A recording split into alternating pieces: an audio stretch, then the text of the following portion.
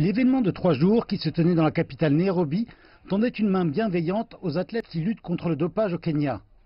Il s'agissait d'une initiative commune de l'Association kenyane d'athlétisme et de l'Agence kenyane antidopage visant à inculquer aux athlètes les valeurs sportives et à les dissuader de commettre des violations.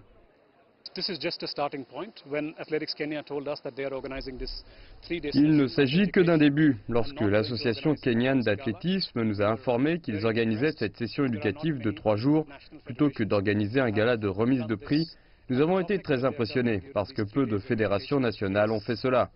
Et les thèmes qu'ils balaient pendant ces 3 journées éducatives sont très bons, couvrant tous les aspects de la vie d'un athlète, aussi bien lorsqu'il est athlète que lorsqu'il prend sa retraite. Les choses qu'il faut considérer lors de la négociation de contrat, maintenir intactes les valeurs sportives, se concentrer sur le sport et donner une bonne réputation au pays. Le Kenya possède une très grande tradition d'athlétisme. La grande puissance d'athlétisme d'Afrique de l'Est est au cœur de la bataille contre le dopage sportif, avec un grand nombre d'affaires inquiétantes qui ternissent la réputation de l'athlétisme kényan. Cette initiative intervient au moment où les nouvelles règles de l'unité d'intégrité pour l'athlétisme répartissent annuellement en catégories les nations en fonction de leurs critères de risque.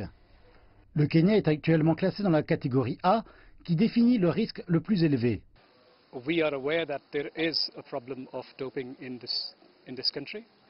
Nous sommes conscients qu'il existe un problème de dopage dans ce pays et que les mesures qu'a prises l'Association kenyane d'athlétisme au cours de l'année écoulée sont une formidable déclaration au nom de la fédération, et l'unité d'intégrité pour l'athlétisme va soutenir l'Association kenyane d'athlétisme en partenariat avec le réseau des docteurs au Kenya et la DAC.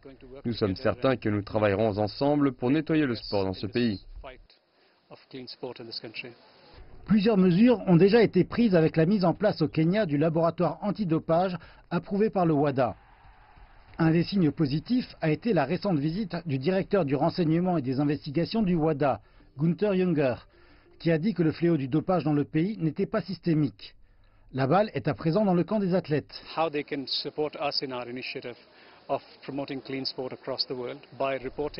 Comment peuvent-ils nous soutenir dans l'initiative pour un sport propre, en rapportant les mauvaises pratiques dont ils sont les témoins, parce que sans leur soutien, cette initiative ne marchera pas.